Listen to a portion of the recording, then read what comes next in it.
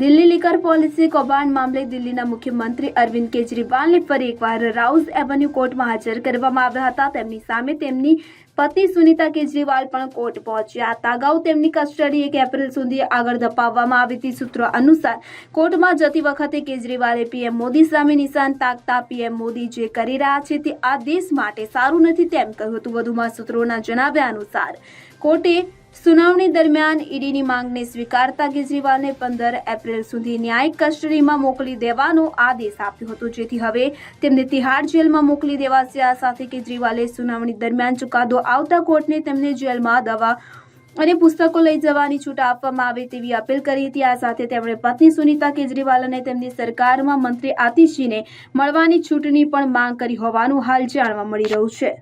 Bureau report CN24 news.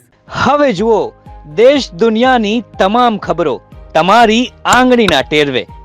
ઉઠાવો mobile અને Google Play Store પરથી ડાઉનલોડ કરો અમારી CN24 ન્યૂઝ મોબાઈલ એપ।